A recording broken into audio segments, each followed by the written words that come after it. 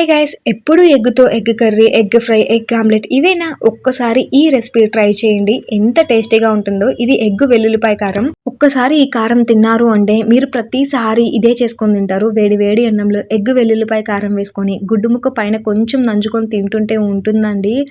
ఆహా, టేస్ట్ మాటల్లో చెప్పలేము, అది ఎక్స్పీరియన్స్ చేయాల్సిందే. సో ఫస్ట్ ప్రాసెస్లోకి వెళ్ళిపోదామా?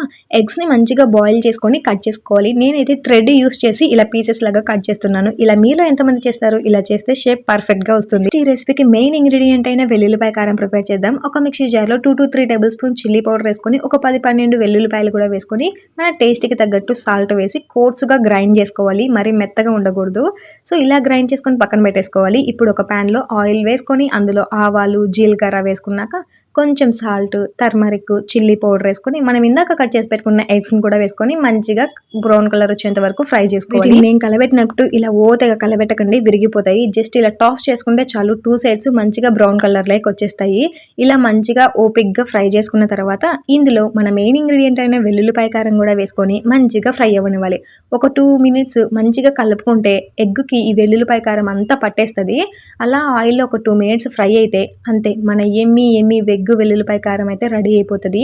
ట్రస్ట్ మీ గాయ్స్, ఒక్కసారి ట్రై చేయండి. డెఫినెట్గా మీకు ఈ రెసిపీ నచ్చుతుంది. అండ్ వీడియో నచ్చిందా? అయితే లైక్ చేసి, షేర్ చేసి, సబ్స్క్రైబ్ చేసుకోండి.